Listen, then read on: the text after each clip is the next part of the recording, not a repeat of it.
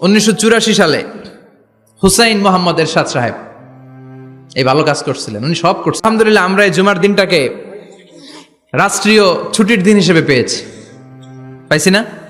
জীবনে স্বৈরাচারীও করছে, ভালো কাজও করছে, তো খারাপটা আর আমরা না বলি, যেটা ভালো এটাই বলি। উনার কারণে আজ অবধি এই 84 থেকে আজ বাংলাদেশের রাষ্ট্রীয়ভাবে সাপ্তাহিক ছুটির দিন কোনটা? আলহামদুলিল্লাহ কইবেন না? এই উসিলায় আল্লাহ ওনারে মাফ করুক। পৃথিবীর অনেক দেশে কিন্তু শুক্রবার ছুটির দিন না। আমি বছরের বেশিরভাগ সময় মালয়েশিয়াতে থাকি। মালয়েশিয়ার সাপ্তাহিক ছুটির দিন রবিবার। খ্রিস্টানদের সাথে অনেক বিজনেস তাদের মেনটেন করতে হয়, তো তারা যদি শুক্রবারে ছুটির দিন করে তাহলে সপ্তাহে 2 দিন ব্যবসা বাণিজ্য কাটা পড়ে যায়। নিজেদের কারণে শুক্রবার বন্ধ, যাদের সাথে বিজনেস ওদের কারণে রবিবার বন্ধ। আমরা আলহামদুলিল্লাহ আল্লাহর দেয়া এই পবিত্র দিনটাতে পেয়েছি জুমাবার। আলহামদুলিল্লাহ পড়েন আলহামদুলিল্লাহ। এজন্য বিশ্বনবী বললেন, খবরদার এদিনের নামাজ মিস করো না। মান তারাকা সালাসা জুমাইন তাহাউনান, গাফলতি করে টানা 3টা জুমা যে ব্যক্তি মিস করলো, তবা আল্লাহু ফি কলবিহি, রব্বুল আলামিন ওই লোকটার অন্তরের মধ্যে মোহর মেরে দেয়। ওয়া কুতিবা ফি জুমরাতিল মুনাফিকিন, মুনাফিকদের খাতায় তার নাম তুলে দেয়। 3টা জুমা যদি কেউ মিস করে 2টা পানিশমেন্ট। এক হচ্ছে তবা আল্লাহু ফি কলবি, আল্লাহ অন্তরে মোহর মেরে দেয়। ভালো কথা ভাল লাগে না, নামাজ ভাল লাগে না, আজান ভাল লাগে না, ইসলাম ভাল লাগে না, শুধু মৌজ মাস্তি ভাল লাগে, গান বাজনা ভাল লাগে, এরকম আছে না? নাই, জুমার নামাজে যায় না। আরেকটা হলো কুতিবা মিনাল মুনাফিকিন, মুনাফিকদের খাতায় নাম তুলে দেয়। আল্লাহ হেফাজত করো। আর জোরে পড়েন আমিন। আমিন। জুমার দিন আগে আগে মসজিদে আসবেন ইনশাআল্লাহ। সবাই রাজি? ইনশাআল্লাহ। আজকের মাহফিলটারে আমাদের নাজাতের ওসিলা বানাও। আমিন। এই মাহফিলের ওসিলায় আশেপাশে যত কবরস্থান আছে মুর্দেগানদের তুমি মাফ করো। আমিন। কবরগুলো জান্নাতের টুকরা বানাও। আসুন আমরা অফিসিয়ালি আল্লাহকে একটা থ্যাঙ্কস দেই, ধন্যবাদ দেই যে আল্লাহ তাআলা আমাদেরকে আজকে এরকম চমৎকার পরিবেশে আসার বসার তৌফিক এনায়েত করলেন। আমরা পড়ে নিচ্ছি কালিমাতুশ শুকুর, আলহামদুলিল্লাহ। আলহামদুলিল্লাহ। সবাই পড়েন রব্বানা লাকাল হামদ, রব্বানা লাকাল হামদ, হামদান কাসীরান হামদান কাসীরান, তাইয়িবান তাইয়িবান, মুবারাকান ফীহি, মুবারাকান ফীহি, ইয়া রাব্বি ইয়া রাব্বি, লাকাল হামদু লাকাল হামদু, কামা ইয়ানবাগি কামা ইয়ানবাগি, লিজালালি ওয়াজহিকা লিজালালি ওয়াজহিকা, ওয়া আযীমি সুলতানিকা। ওয়া আযীমি সুলতান, লাকাল হামদু বিল ঈমান, লাকাল হামদু বিল ঈমান, লাকাল হামদু বিল ইসলাম, লাকাল হামদু বিল ইসলাম, লাকাল হামদু বিল কুরআন। লাকাল হামদু বিল কুরআন। আজকের মাহফিলে এসে খুশি না বেজার? খুশি। কম না বেশি? বেশি। সবাই খুশি? খুশি। তাকবীর পড়েন, আল্লাহর একটা ডাক দেন, বলেন ইয়া আল্লাহ। ইয়া আল্লাহ। আর জোরে ডাক দেন, ইয়া আল্লাহ। আমরা বাংলাদেশে মনে করি জুমার দিন শেষে যে রাতটা ওইটা মনে হয় জুমার রাত, আসলে ওইটা শনিবারের রাত। ইয়াউমুস সাবত, ইয়াউমুস সাবত, ইয়াউমুল আহাদ, ইয়াউমুল ইসনাইন, ইয়াউমুল সুলাসা, ইয়াউমুল আরবিআ, ইয়াউমুল খামিস, ইয়াউমুল জুমআহ। এই হচ্ছে 7 দিনের আরবি নাম। তা আজকে হচ্ছে ইয়াউমুল খামিস। এদিনে বিশ্বনবী রোজা রাখতেন, সোমবার বৃহস্পতিবার রোজা রাখবেন। যারা রোজা রাখবে তাদের জন্য ইন দ্য ডে অফ জাজমেন্টে আল্লাহ স্পেশাল একটা গেট বানাবে জান্নাতে ঢোকার জন্য। ওইটার নাম হচ্ছে রাইয়ান। মান দাখালাহু লাম ইয়াজমা আবাদা। একবার who can enter within this door he will never be thirsty again. একবার যে এই দরজা দিয়ে জান্নাতে ঢুকতে পারবে আজীবনের জন্য তার গলার তৃষ্ণা মিটে যাবে। সুবহানাল্লাহ। তো এই রাইয়ান দরজা দিয়ে ঢুকতে হলে আমাদেরকে মাঝে মাঝে সুন্নাত নফল রোজা রাখার অভ্যেস করতে হবে। রাজি আছেন তো? অনেক মুরব্বীরা রাখতে চায়, তো রাখতে চায় কিন্তু নিয়ম জানে না। অনেকে শুধু শুক্রবারে রোজা রাখে, এটা মাকরু। শুধু শুক্রবারে রোজা রাখা মাকরু, শুধু শনিবারে রোজা রাখা মাকরু। সুন্নাহ হচ্ছে সোম আর বৃহস্পতিবার। বিষ্ণুনবী সোমবার রোজা রাখতেন। সুইলা আন ইয়াউমিল ইসনাইন, নবীকে জিজ্ঞেস করা হলো, নবী সোমবারে রোজা রাখেন কেন? বিষ্ণুনবী বলেন, ফিহি উলিদতু, এদিনে আমি জন্মগ্রহণ করেছিলাম, তাই শুকরিয়া স্বরূপ রোজা রাখি। আজকে হচ্ছে ইয়াউমুল খামিস মানে বৃহস্পতিবার, কিন্তু আজকে মাগরিবের পর থেকে সূর্য ডুবার পর থেকে যে রাতটা শুরু হয়েছে, রাতটা কিসের রাত? জুমার রাত। এজন্য আমি সূরাতুল জুমা থেকে একটি আয়াত তেলাওয়াত করেছি। এই আয়াতের আলোকে জুমার দিনের ফজিলত, জুমার দিনের status, importance and significance in our life, in our social life, এ নিয়ে আমরা কিছু কথা বলবো। এবং জুমা কেন্দ্রিক আমাদের মধ্যে কিছু মিসআন্ডারস্ট্যান্ডিং, মিস ইন্টারপ্রিটেশন আছে, মিসকনসেপশন আছে, এগুলো নিয়ে আমরা কিছু কথা আজকে শুনবো আমলের নিয়তে। কিসের নিয়তে? সবাই কি একমত? ইনশাআল্লাহ। তাহলে এই প্রতি মুহূর্তকে কিয়ামতের ময়দানে আল্লাহ তাআলা মিজানের পাল্লায় রাখা হলে এটা উহুদ পাহাড়ের সমান ভারী করে দিবে। আর যদি আমলের নিয়ত না থাকে, 1 ঘন্টা 1.5 ঘন্টা চলে যাবে, আমল নামায় এটার কোনো ওজনই হবে না। এজন্য যারা আসছেন সবাই শুরুতে নিয়ত খালেস করে নেন যে যতক্ষণ শুনবো আমলের নিয়তে শুনবো। তো আজকে আমরা যে সূরাটা থেকে কথা বলবো, সূরার নাম সূরাতুল জুমআহ। সূরার নাম কথা কয় না, জুমআহ, সূরাতুল জুমআহ। আরবি শব্দ বের করার একটু চেষ্টা করবেন, করতে করতে মুখটা নরম হয়ে আসবে, তখন আরবি শব্দ বেরোবে। ইংরেজি শব্দ, হিন্দি শব্দ বলতে বলতে আরবি বেরোয় না আমাদের। হিন্দি কইতে গেলে সব মুখস্থ।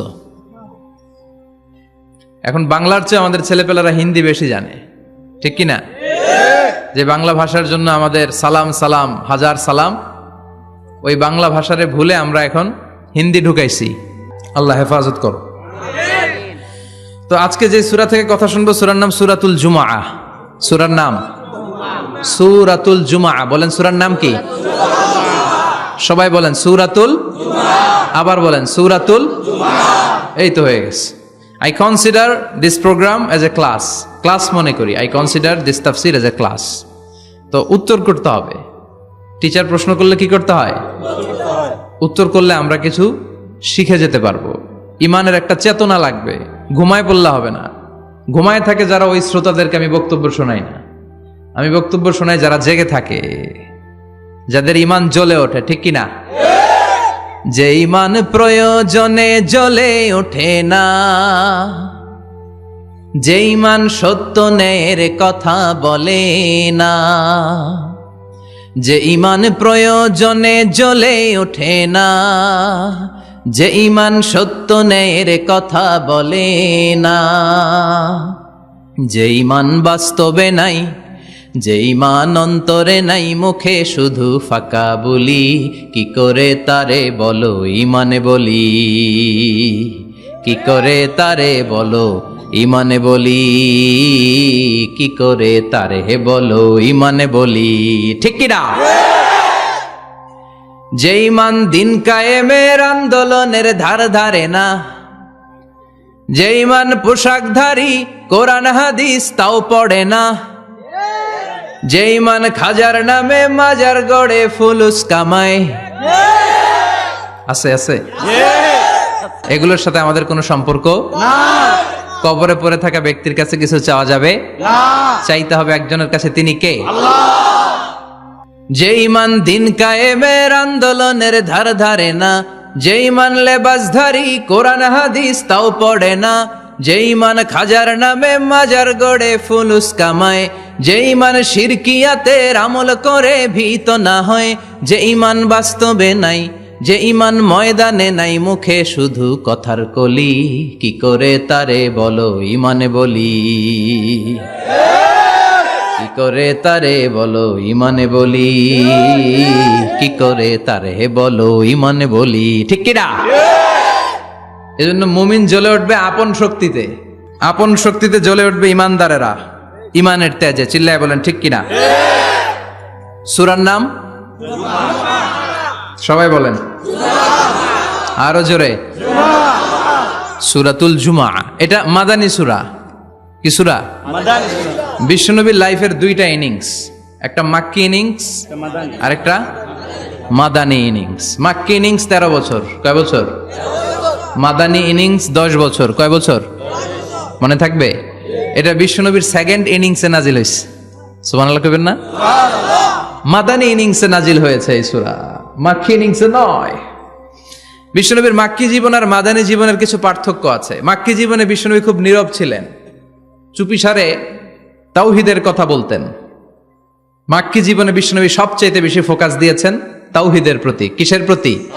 তাওহীদেরই মুর্শিদ আমার মুহাম্মাদের নাম বলো, মুহাম্মাদের নাম, আল্লাহর নাম জপলে বুঝতে পারি, আল্লাহরই কালাম বলো মুহাম্মাদের নাম, ওই নামেরই রশি ধরে যাই আল্লাহর পথে, ওই নামেরই ভেলায় চড়ে ভাসি নূরের স্রোতে, ওই নামের বাতি জেলে দেখি আরশের মুকাম বলো মুহাম্মাদের নাম, তাওহীদেরই মুর্শিদ আমার মুহাম্মাদের নাম বলো মুহাম্মাদের নাম। পড়েন আল্লাহু আকবার।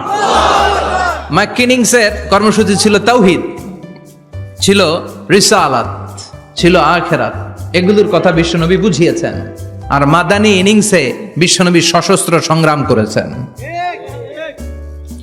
ইসলাম শান্তিপূর্ণ ঠিক আছে, কিন্তু ইসলামের পিঠ যখন দেয়ালে লেগে যায় তখন ইসলামেরও সামনে বাড়ানোর দরকার আছে না নাই?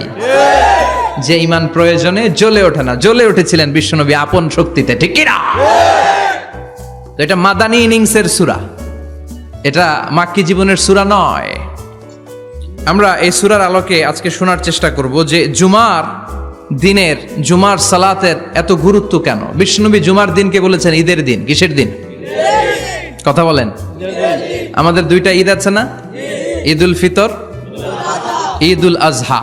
এর পাশাপাশি জুমার দিনকেও বিশ্বনবী সাল্লাল্লাহু আলাইহি ওয়াসাল্লাম বলেছেন হাদা ইয়াউমুল ঈদ, হাদা ইয়াউমুন জাআলাহুল্লাহু লাকুম ঈদান। তাবারানির হাদিস। বিশ্বনবী বলেছেন এটা এমন দিন যে দিনটাকে আল্লাহ তাআলা তোমাদের জন্য ঈদের দিন হিসেবে ঘোষণা দিয়েছেন। পড়েন আলহামদুলিল্লাহ।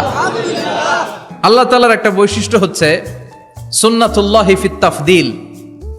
এক এক জিনিসের উপর আল্লাহ এক এক জিনিসকে বৈশিষ্ট্যমণ্ডিত করেন, মর্যাদা দান করেন। ফাদ্দালা জামানান আলা জামান কামা ফাদ্দালা মাকানান আলা মাকান, ইনসানান আলা ইনসান। আল্লাহ ব্যক্তির উপর ব্যক্তিকে প্রাধান্য দেন, আল্লাহ সময়ের উপর সময়কে প্রাধান্য দেন, আল্লাহ স্থানের উপর স্থানকে প্রাধান্য দেন। এটা আল্লাহর সুন্নাত। এটা আল্লাহর কি? সুন্নাতুল্লাহি ফিত তাফদিল। ফাদ্দালা জামানান আলা জামান কামা ফাদ্দালা মাকানান আলা মাকান, ইনসানান আলা ইনসান। পৃথিবীর সব মানুষগুলো একরকম নয়, এক মর্যাদার নয়। আবার লক্ষাধিক নবী আল্লাহ দুনিয়ায় পাঠিয়েছেন, সব নবীর মর্যাদাগুলো কি সমান নাকি? সব নবীদের মধ্য থেকে বিশ্বনবীর মর্যাদা বাড়িয়ে দিয়েছে কে? আবার পৃথিবীতে শহরের শেষ নাই, হাজার হাজার শহর, হাজার হাজার লক্ষ লক্ষ শহরের মধ্য থেকে মক্কা শহরের মর্যাদা বাড়িয়ে দিয়েছে কে? আবার এই পৃথিবীতে অনেকগুলো সময় আছে, অনেকগুলো রাত্রি আছে, অনেকগুলো ক্ষণ আছে, অনেকগুলো মুহূর্ত আছে। একটা মুহূর্তের উপর আরেকটা মুহূর্তকে প্রাধান্য দিয়েছে কে? বলেন তো, পৃথিবীতে সবচাইতে 365 দিনের মধ্যে শ্রেষ্ঠ দিন কোনটা? আরাফার দিন। কোন দিন? কথা বলেন। হজে যারা গিয়েছেন আরাফার দিন দেখেছেন না? ইজহার আর রেদা পরে আমরা লাব্বাইক আল্লাহুম্মা লাব্বাইক বলি। এটা সারা বছরের মধ্যে শ্রেষ্ঠ দিন। আল আরাফা আল হাজ্জু আরাফা। আরাফাটাই হজ। কেউ যদি আরাফার দিনে থাকতে পারে তার হজ হয়ে গেছে। আলহামদুলিল্লাহ কোন? আলহামদুলিল্লাহ। আর হজে সব করেছে, আরাফা করে নাই, হজ হবে না। কথা বলেন, হজ হবে না। তার মানে বছরের শ্রেষ্ঠ দিন আরাফার দিন। এদিন আল্লাহ এত সংখ্যক বান্দাকে একসাথে ক্ষমার ঘোষণা দেন, বছরের কোন দিন এত মানুষকে ক্ষমা করেন না। সুবহানাল্লাহ। আবার শয়তান ওই দিনে এতটা লাঞ্ছিত বোধ করে, এতটা অপমান বোধ করে, বছরের কোন দিন শয়তান এত অপমানিত হয় না। এজন্য বিশ্বনবী বলেছেন খায়রুদ দুআ দুআ ও আরাফা। সব চাইতে শ্রেষ্ঠ দোয়া আরাফার দিনের দোয়া। বিশ্বনবী বলেন আরাফার দিনে একটা দোয়া আমি করি, আমার আগে সব নবীরা ওই দোয়াটা করতেন। দোয়াটা হলো লা ইলাহা ইল্লাল্লাহ ওয়াহদাহু লা শারীকা লাহ লাহুল মুলকু ওয়া লাহুল হামদু ওয়া হুয়া আলা কুল্লি শাইইন কাদির। সুবহানাল্লাহ পড়েন। সুবহানাল্লাহ। মুখস্থ আছে না দোয়াটা? এটা পড়বেন। বিশ্বনবী আরাফার ময়দানে এই দোয়াটা পড়তেন। তাহলে বোঝা গেল বছরের সব দিন সমান না। সব দিন সমান না। বছরের সবচেয়ে শ্রেষ্ঠ দিন হচ্ছে আরাফার দিন। কোন দিন? এবার বলেন বছরের সবচেয়ে শ্রেষ্ঠতম রাত কোনটা? কদরের রাত। ইন্না আনজালনাহু ফি লাইলাতুল কদর। ইন্না আনজালনাহু ফি লাইলাতিল কদরি ওয়া মা আদরাকা মা লাইলাতুল কদর লাইলাতুল কদরি খায়রুম মিন আলফি শাহর। হাজার মাসের চেয়ে সেরা ওই রাতে আবাদত করলে, হাজার মাস যাবত আবাদত করলে যেই সওয়াব, ওই পরিমাণ সওয়াব আমলনামায় তুলে দিবে কে? শ্রেষ্ঠ রাত, কদরের রাত। এবার বলেন, বছরের সবচাইতে শ্রেষ্ঠতম মাস কোনটা? রমজান মাস। শাহরু রমাদান আল্লাযী উনজিলা ফীহিল কুরআন। যে মাসে কোরআন নাজিল হয়েছে, এই মাসের চেয়ে শ্রেষ্ঠ কোনো মাস থাকতে পারে? চিল্লায় বলেন, থাকতে পারে? তার মানে বছরের শ্রেষ্ঠ দিন আরাফার দিন, বছরের শ্রেষ্ঠ রাত কদরের রাত, বছরের শ্রেষ্ঠতম মাস রমজান মাস। এবার বলেন, সপ্তাহের মধ্যে শ্রেষ্ঠতম দিন কোনটা? বিশ্বনবী বললেন, সাইয়্যিদুল আইয়াম, leader of the all days in the week. সপ্তাহের যতগুলো দিন আছে, 7টা দিনের সর্দার হচ্ছে ইয়াউমুল জুমা, জুমার দিন। চিল্লায় পড়েন আল্লাহু আকবার। তার মানে বছরের শ্রেষ্ঠ দিন আরাফার দিন, বছরের শ্রেষ্ঠ রাত কদরের রাত, শ্রেষ্ঠ মাস রমজান মাস, আর 7 দিনের মধ্যে শ্রেষ্ঠতম দিন হচ্ছে জুমার দিন। কোন দিন? জুমার দিন। এই সূরাতুল জুমা নিয়ে আমরা কথা শুনবো ইনশাআল্লাহ। বলেন, ইনশাআল্লাহ। এটা সাধারণ দিন নয়। ফিহি খালাকাল্লাহু আদম। কালকের এই দিনটায়, এই জুমার দিনে আল্লাহ তাআলা সাইয়েদনা আদম আলাইহিস সালামকে তৈরি করেছে। সুবহানাল্লাহ। বিশ্বনবী বলেন, লাম্মা খালাকাল্লাহু আদম ওয়া কানা তুলুহু 60 যিরাআন। আল্লাহ তাআলা যখন আদম আলাইহিস সালামকে তৈরি করলেন, 60 হাত লম্বা করে তৈরি করলেন। সুবহানাল্লাহ। আর আমরাও যারা জান্নাতে ঢুকবো, আমাদের আকৃতি থাকবে 60 হাত লম্বা। মজা করে সুবহানাল্লাহ পড়তে পারলেন না? আল্লাহ সাইয়েদনা আদমকে তৈরি করলেন এই জুমার দিনে। আবার সাইয়েদনা আদম আলাইহিস সালামকে পৃথিবীর বুকে তিনি পাঠিয়ে দিয়েছিলেন এই জুমার দিনে। সুবহানাল্লাহ। কুল নাহবিতু মিনহা জামিআ, O Adam, go down with your wife, তোমার স্ত্রী হাওয়াকে নিয়ে পৃথিবীতে নামো। সাইয়েদনা আদম আলাইহিস সালামকে আল্লাহ তাআলা পাঠিয়েছিলেন শ্রীলঙ্কার একটা পাহাড়ে, অ্যাডামস পিক। ওখানে ঐতিহাসিকভাবে প্রমাণিত, এটা হাদিসে নেই, কুতুবুত তারিখে এসেছে। শ্রীলঙ্কা একটা পাহাড় আছে, কলম্বো থেকে অনেক দূর। ওই পাহাড়ের চূড়ায় সাইয়েদনা আদম আলাইহিস সালামের ফুটপ্রিন্ট আছে। ফুটপ্রিন্ট মানে পায়ের ছাপ। সুবহানাল্লাহ পড়ে। সুবহানাল্লাহ। এটারে বলে ফিঙ্গারপ্রিন্ট। এটারে কি বলে? পায়ের গুলারে একজনের আঙ্গুলের ছাপের সাথে একজনের আঙ্গুলের ছাপের মিল নাই। শুধু তাই না, আমার এই আঙ্গুলের সাথে এই আঙ্গুলের ছাপের কোনো মিল নাই। আয়াহসাবুল ইনসানু আল্লান নাজমা ইযামা বালা কাদিরিনা আলা আন নুসাউবিয়া বানানা। আল্লাহ বলেন, গোলাম, তুমি মনে করেছো তোমার হাড্ডি গুড্ডি পচে যাবে, তোমাকে আমি একত্রিত করে আবার বানাতে পারবো না? বানানো তো অনেক দূরের কথা, আমি তো তোমার আঙ্গুলের ছাপগুলো সংরক্ষণ করে রেখেছি। চিল্লায় পড়েন আল্লাহু আকবার।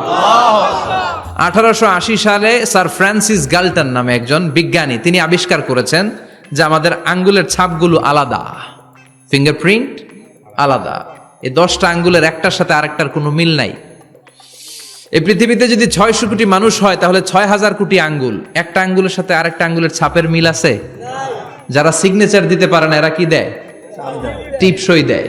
সুবহানাল্লাহ কোন? সুবহানাল্লাহ। কি ম্যাজিক আল্লাহ আঙ্গুলে রেখে দিয়েছে, একটা আঙ্গুলের ছাপের সাথে আরেকটা আঙ্গুলের ছাপের মিল নাই। এখন এই বায়োমেট্রিক অথেন্টিকেশনের জন্য অনেক জায়গায় দিতে হয়। ইমিগ্রেশন পাস করবেন, গিভ ইউর ফিঙ্গারপ্রিন্ট। ভিসা করবেন, Schengen visa, European visa, provide your fingerprint first. Canadian এম্বাসিতে গিয়েছিলাম, সব আঙ্গুলের আলাদা আলাদা ফিঙ্গারপ্রিন্ট রেখেছে। এখন এটা অথেন্টিকেশনের জন্য সিকিউরিটি পারপাস খুব গুরুত্বপূর্ণ। কিন্তু 1500 বছর আগে, 1880 মানে কি 200 বছর তো না, 200 বছর আগে বিজ্ঞানীরা আবিষ্কার করলো। 1500 বছর আগে সূরাতুল কিয়ামার ভিতরে ফিঙ্গারপ্রিন্টের কথা বলেছে কে? আল্লাহ। আর পায়েরটারে বলে ফুটপ্রিন্ট। এটা প্রাণীদের ক্ষেত্রে প্রযোজ্য, কারণ প্রাণীদের আঙ্গুল নাই, আছে? ওদের আছে পা। বাঘের কয় পা? কথা কয় না, 4 পা। বাঘের হাত কয়টা? হাত নাই, ওদের পা। ফলে ওদের ফুটপ্রিন্ট লাগে। সুন্দরবনে কয়টা বাঘ আছে, এটার একটা হিসাব আছে। কি করে বলে, কেমন করে হিসাব করে? বাঘের কাছে যে গুনে, চেহারা তো একরকম, একটারে 3 বার গুনবে। কথা কন? কিভাবে গনে তাহলে? বাঘশুমারি হয় কিভাবে? ফুটপ্রিন্ট, পায়ের ছাপ। একটা বাঘের পায়ের ছাপের সাথে আরেকটা বাঘের পায়ের ছাপের কোনো মিল নাই। আবার কাবা ঘরের পাশে একটা ছোট্ট জায়গা আছে, এই জায়গার মধ্যে রাব্বুল আলামিন সব নবীদের পিতা সাইয়েদনা ইব্রাহিম আলাইহিস সালামের ফুটপ্রিন্ট রেখে দিয়েছেন। ওয়াত্তাখিযু মিম মাকামি ইব্রাহিম মুসাল্লা, সাইয়েদনা ইব্রাহিমের দাঁড়ানোর জায়গায় তোমরা নামাজের জায়গা করে নাও। আল্লাহু আকবার। সাইয়েদনা ইব্রাহিম আলাইহিস সালামের পায়ের ছাপ আছে কিন্তু মাকাম ইব্রাহিম, আর সাইয়েদনা আদম আলাইহিস সালামের পায়ের ছাপ আছে অ্যাডামস পিকে, শ্রীলঙ্কার ওই পাহাড়ে। তো যেদিন আদম আলাইহিস সালামকে আল্লাহ ওখানে পাঠিয়ে দিয়েছিলেন ওই দিনটা ছিল জুমার দিন। সুবহানাল্লাহ নাই? সুবহানাল্লাহ বাড়িতে যাই বলেন, চিল্লায় পড়েন আল্লাহু আকবার।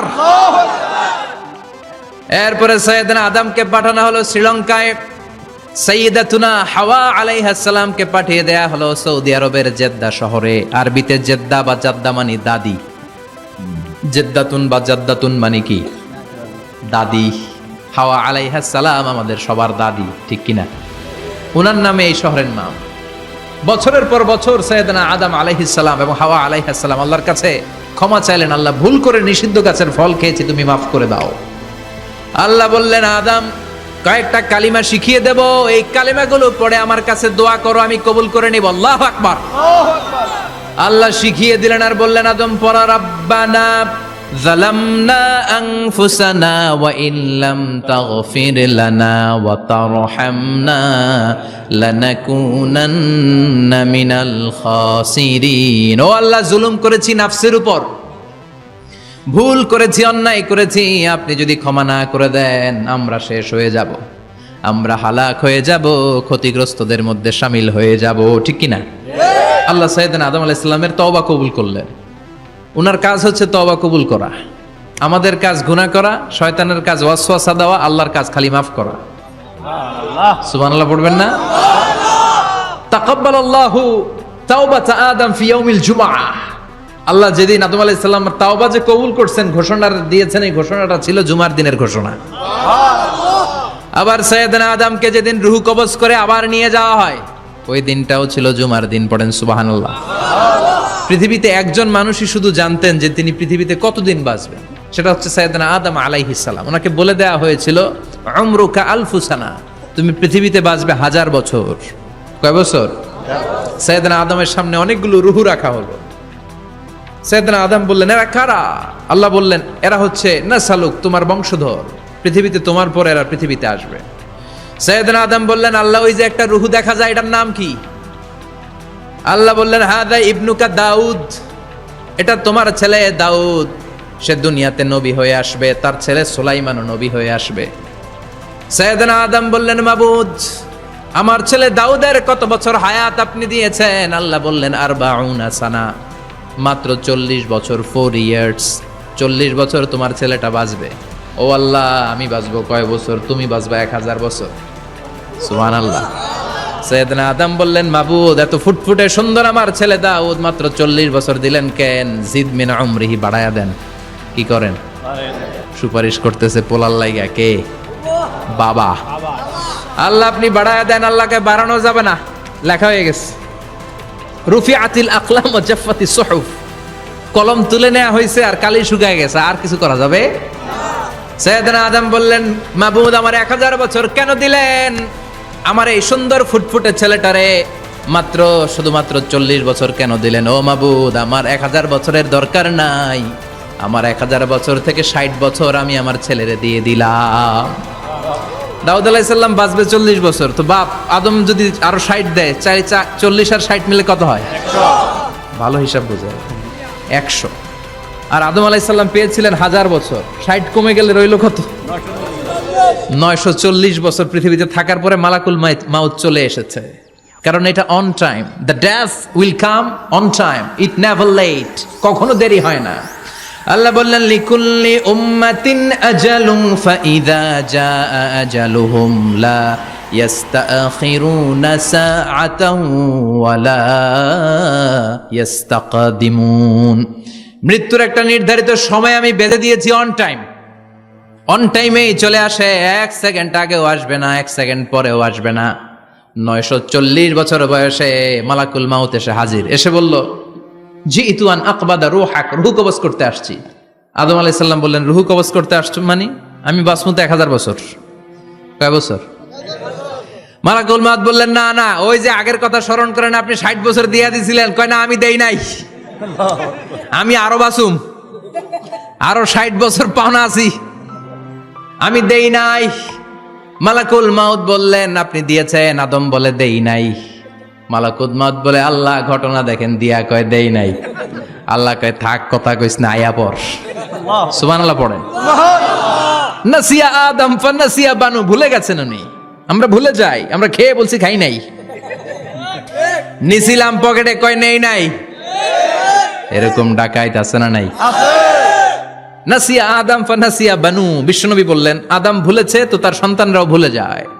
জাহাদা আদম ফাজাহাদা যুররিয়াতু, আদম অস্বীকার করেছে, তার সন্তানরাও অস্বীকার করে। সেদিন থেকে আল কিতাব ওয়া শুহুদ, মানে লিখে রাখার সিস্টেম আর সাক্ষীর সিস্টেম চালু হয়েছে। সুবহানাল্লাহ পড়েন। সুবহানাল্লাহ। 940 বছর বয়সে মালাকুল মাউত এসে আদম আলাইহিস সালামের রূহ নিতে পারে নাই। উনি 1000 বছর যখন হয়েছে তখন এসে সাইয়েদনা আদম আলাইহিস সালামের রূহ কবজ করেছে। যেই দিন পৃথিবীর প্রথম মানব, প্রথম নবীর রূহ মালাকুল মাউত দুনিয়া এসে কবজ করেছে, ওই দিনটাও ছিল জুমাবার। আল্লাহু আকবার। আবার বিশ্বনবী বললেন, লা তাকুমুস সাআহ ইল্লা ফি ইয়াউমিল জুমআহ ইযা যুলজিলাতিল আরদু জিলজালাহা ওয়া আখরাজাতিল আরদু আসকালাহা ইযা রুজ্জাতিল আরদু রাজ্জান ওয়া বুসাতিল জিবালু বাসসা। কিয়ামতের দিন পৃথিবীটাকে একটা প্রকম্পন দিয়ে কাঁপিয়ে দিবে কে? মারাত্মক একটা ঝাঁকুনি দিবে আল্লাহ, পুরো পৃথিবীটা কেঁপে ভেঙে চুরে খান খান হয়ে যাবে। এই ঝাঁকুনি আর আর্থকোয়েক, ভূমিকম্প এর ঘটনাটা যেদিন ঘটবে ওই দিনটাও হচ্ছে জুমার দিন। চিৎকার করে পড়েন সুবহানাল্লাহ। তার মানে আদম সৃষ্টি হলো জুমার দিনে, দুনিয়ায় নামিয়ে দেয়া হলো জুমার দিনে, তওবা কবুল করে নেওয়া হলো জুমার দিনে, রূহ কবজ করা হলো জুমার দিনে, আবার কিয়ামত সংগঠিত হবে জুমার দিনে। পড়েন সুবহানাল্লাহ। আবার বিশ্বনবী বললেন, আর রমাদান ইলা রমাদান, এক রমজান থেকে আরেক রমজানের মাঝখানে যত গুনাহ হয় মাফ করে কে? আল্লাহ। তারপরে বিশ্বনবী বললেন, আল উমরাতু ইলাল উমরাহ, কেউ যদি একবার উমরা করে পরে আবার করলে 2 উমরার মাঝখানে গুনাহগুলো মাফ করে দেয় কে? আল্লাহ। আবার বিশ্বনবী বললেন, আল জুমআতু ইলাল জুমআ কাফফারাতুন লিমা বাইনাহুমা, এক জুমার পর থেকে সামনের জুমা আসা পর্যন্ত যে সগীরা গুনাহগুলো হয় সবগুলো সগীরা গুনাহ মাফ করে দেয় কে? রজব শাবানে বরকতে দাও, রমজান মাসে গুনাহ ঝড়াও, সপ্তাহ জুড়ে তুমি বরকতে দাও, জুমার দিনেতে গুনাহ ঝড়াও, রজব শাবানে বরকতে দাও, রমজান মাসে গুনাহ ঝড়াও। ঠিক কি না? তার মানে জুমার দিন গুনাহ মাফের দিন। সারা সপ্তাহে ভুল ত্রুটি অন্যায় যা করলাম জুমার নামাজের বদৌলতে সব গুনাহ মাফ করে দেয় কে? আল্লাহ। এই দামি দিনটাকে আল্লাহ ইহুদিদের দিতে চেয়েছিলেন, পায় নাই। আলহামদুলিল্লাহ কবেন না? আলহামদুলিল্লাহ। ইখতিলাফু, তারা ইখতিলাফ করে হারাইছে এটা। এই দামি দিনটা রব্বুল আলামিন নাসারাদেরকে দিতে চেয়েছিলেন, ফাখতালাফু, ওরাও ইখতিলাফ করে হারাইছে। এজন্য ইখতিলাফ ভালো জিনিস না খারাপ জিনিস? মারামারি ভালো জিনিস না খারাপ জিনিস? আর ঐক্য করা ভালো জিনিস না খারাপ জিনিস? ঐক্য করতে রাজি আছেন? ইহুদিদেরকে আল্লাহ দিতে চাইলেন, ইখতিলাফ করে হারাইছে। নাসারারাও হারাইছে। ফাজা আল্লাহু বিনা ফাহাদানা বিহাদাদ দ্বীন, রব্বুল আলামিন এই দিনটা আমাদেরকে দিলেন, আমরা ইখতিলাফ করি নাই, বিশ্বনবীর হাতে হাত রেখে ঐক্য করে ঘোষণা দিয়েছি জুমার দিন আমাদের সাপ্তাহিক দিন। সুবহানাল্লাহ। বিশ্বনবী বলেন, ফাগাদান লিল ইয়াহুদ, সাপ্তাহিক আনন্দের দিন ইহুদিদের জন্য হচ্ছে শনিবার, ইয়ামুস সাbt, ও বাদা গাদ লিন নাসারা, আর খ্রিস্টানদের জন্য হচ্ছে রবিবার, আর আমাদের জন্য হচ্ছে শুক্রবার। চিল্লায় পড়েন আল্লাহু আকবার। তার মানে জুমার দিন, জুমাবারের মর্যাদা বেশি না কম? চিল্লায় বলেন বেশি না কম? জুমার দিন সকালবেলা ফজরের নামাজের পর থেকে ফেরেশতারা যতগুলো মসজিদে জুমা অনুষ্ঠিত হয় ওই মসজিদে ঢোকার প্রতিটা দরজার মধ্যে দাঁড়িয়ে থাকে। কারা কারা আগে আগে জুমার নামাজ পড়ার জন্য মসজিদে যায়, প্রত্যেকের নামগুলো একটা জান্নাতের রেজিস্ট্রি খাতার মধ্যে তুলে নেয়। এই নামগুলো স্পেশালি আল্লাহর কাছে পাঠানোর জন্য। সুবহানাল্লাহ কইবেন না? ডানে বায়ে সামনে পেছনে যতগুলো দরজা, প্রতিটা দরজায় ফেরেশতারা বসে থাকে। কে আগে আসলো নাম তুলে দেয়। তুলতে তুলতে তুলতে তুলতে খতিব সাহেব যখন খুতবা দেওয়ার জন্য মিম্বারে যেয়ে বসে যায়, ফেরেশতারা তাদের খাতা বন্ধ করে তারাও খতিব সাহেবের সামনে জুমার খুতবা শোনার জন্য বসে যায়। পড়েন সুবহানাল্লাহ। প্রথম জুমার দিন জুমার মসজিদে যে ঢুকবে, বিশ্বনবী বললেন আল্লাহর রাস্তায় একটা উট কুরবানি দিলে যেই সওয়াব, এই সওয়াব আল্লাহ আমলনামায় দিয়ে দেয়। দ্বিতীয় পর্যায়ে যে ঢুকে, বিশ্বনবী বললেন বাকারা, গরু কুরবানির সওয়াব পায়। তিন নম্বরে যে ঢুকবে, বিশ্বনবী বললেন কাবসা, হাদিসের ভাষায় এসেছে আল কাবাস, কাবাস মানে হলো বকরি, বকরি কুরবানির সওয়াব। চার নম্বরে যে ঢুকবে তার হচ্ছে দাজাজা, দাজাজা মানে মুরগি। পাঁচ নম্বরে যে ঢুকবে, বিশ্বনবী বললেন বাইদা, নোয়াখালীরা কয় বয়দা, আমরা কই আন্ডা, কুমিল্লায় কই ডিম। আছে না নাই?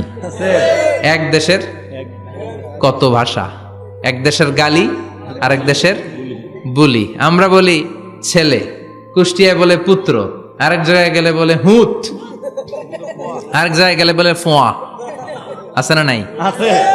এক এলাকায় বলে বেটা ছেলে, ছেলেদেরকে বেটা ছেলে, মরদ ফোয়া, মরদ ফোয়া হদ্দে না, মরদ ফোয়া হদ্দে। আহা, কি ভাষার বৈশিষ্ট্য। তো যেটাতে আমরা বলি ডিম, কোথাও বলে আন্ডা, কোথাও বলে বয়দা। তো এই বয়দা আল্লাহর রাস্তায় দান করে দিলে যেই সওয়াব, পঞ্চম ব্যক্তি ওই সওয়াব পাবে। এই 5 জনের পরে আর লেখালেখি নাই, বাকিদেরটা নরমাল এন্ট্রি করে সব ফেরেশতারা খুতবা শোনার জন্য বসে যায়। সুবহানাল্লাহ। তো জুমার দিনে আগে আগে যাবেন তো? সবাই রাজি আছেন? চিৎকার করে পড়েন ইনশাআল্লাহ। আলহামদুলিল্লাহ, আমরা এই জুমার দিনটাকে রাষ্ট্রীয় ছুটির দিন হিসেবে পেয়েছি, পাইছি না? 1984 সালে হুসাইন মোহাম্মদ এরশাদ সাহেব এই ভালো কাজ করছিলেন। উনি সব করছে জীবনে, স্বৈরাচারীও করছে, ভালো কাজও করছে। তো খারাপটা আর আমরা না বলি, যেটা ভালো এটাই বলি। উনার কারণে আজ অবধি এই 84 থেকে আজ 34 বছর বাংলাদেশের রাষ্ট্রীয়ভাবে সাপ্তাহিক ছুটির দিন কোনটা?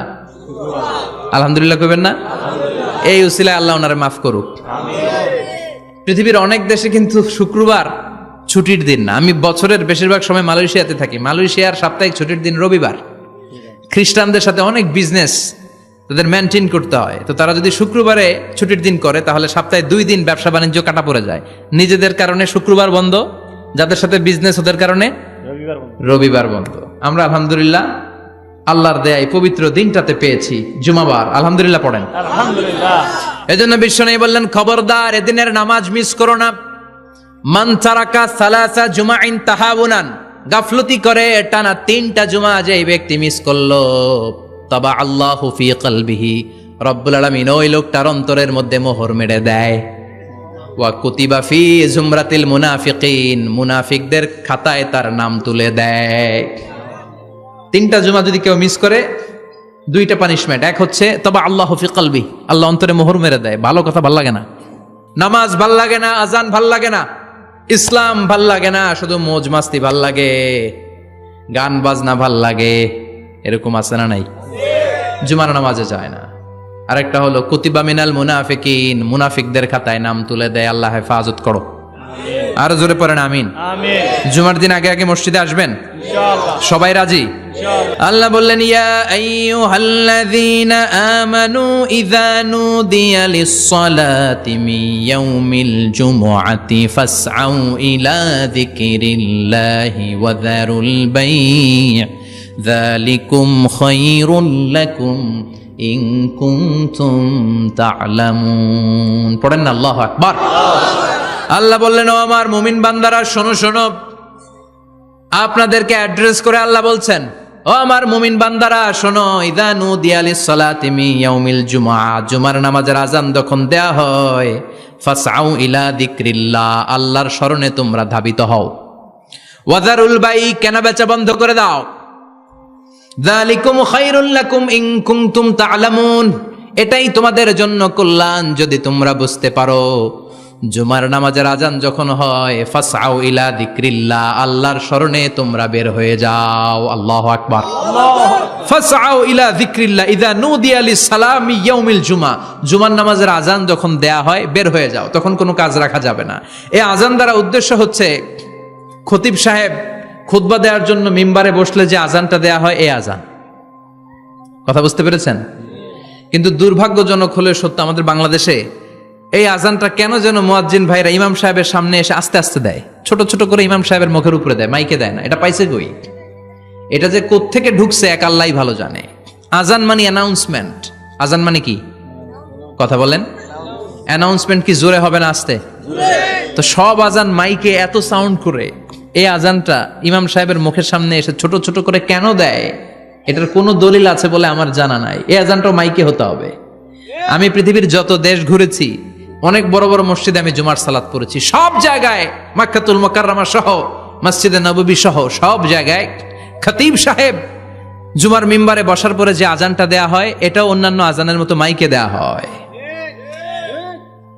আল্লাহ বললেন, ইদা নুদিয়া লিস-সালামি ইয়াউমিল জুমআহ, জুমার দিনের আজান যখন দেয়া হয়, এই আজান দ্বারা উদ্দেশ্য হচ্ছে খতিব বসলে যেই আজান 12:30 12:15 দিকে যেই আজান, এই আজান উদ্দেশ্য নয়। বিশ্বনবীর সময়ে এই 12:30 12:15 দিকে যে আজান ছিল, এটা ছিল না। বিশ্বনবীর সময় ছিল না, আবু বকরের সময় ছিল না, সাইয়েদনা ওমর ফারুকের সময় ছিল না। এটা চালু হয়েছে সাইয়েদনা উসমান যুন্নুরাইনের সময়। তখন মদিনাতে মানুষের সংখ্যা অনেক বেড়ে গিয়েছে, লোকজন আর জায়গা হয় না, মুসল্লিতে ঠাসাঠাসি। উনি ঘোষণা দিলেন, সুক জাওরা, জাওরা নামক বিশাল একটা বাজার আছে, ঘোষণা দিলেন এখন থেকে ওই জায়গায় জুমার নামাজ হবে। মানুষ যেন আগ থেকে প্রস্তুতি নিয়ে আসতে পারে, এজন্য জাওরা নামক বাজারে উনি আর একটা আজান দেওয়ার প্রচলন করলেন। সুবহানাল্লাহ। সেখান থেকে আজ অবধি আমরা এই অতিরিক্ত আজানটা দিয়ে থাকি। এটা নবীর সুন্নাত না, এটা সাহাবীর সুন্নাত। বিশ্বনবীর সুন্নাহ মেনে নেওয়া যেমনি আবশ্যক, 4 খলিফার থেকে পাওয়া সুন্নাতগুলো মেনে নেওয়া আবশ্যক।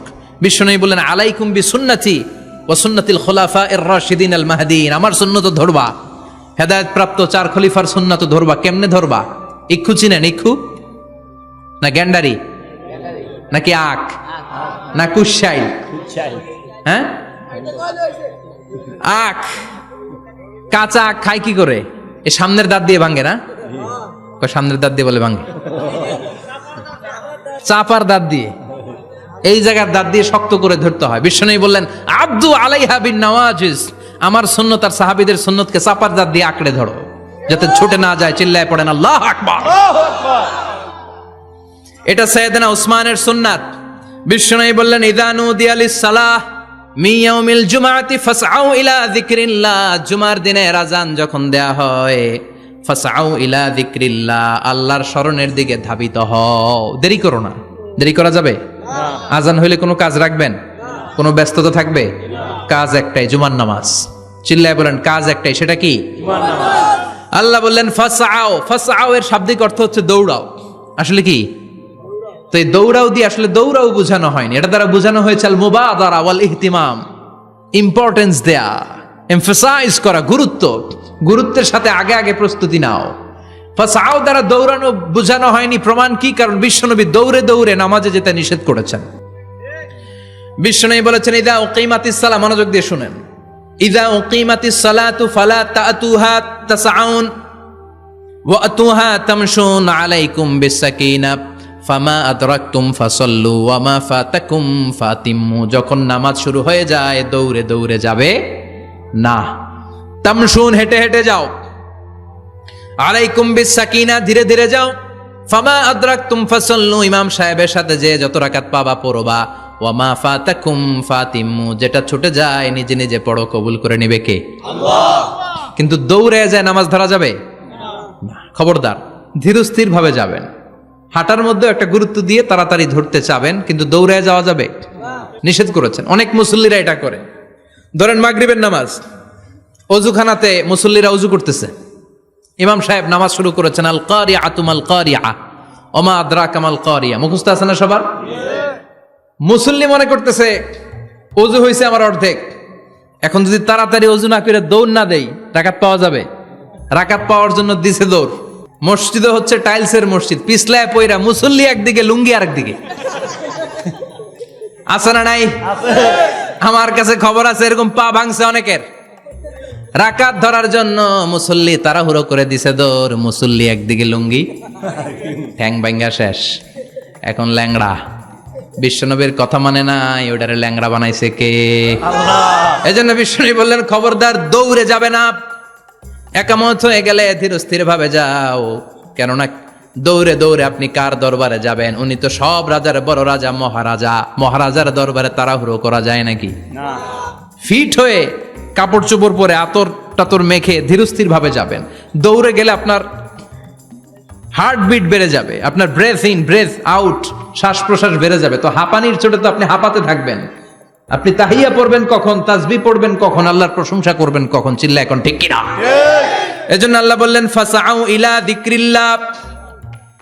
জুমার নামাজের আজান যখন হয়ে যায়, তোমরা আল্লাহর জিকিরের দিকে ধাবিত হও। যিকরিল্লাহ, আল্লাহর স্মরণ। জিকির মানে কি?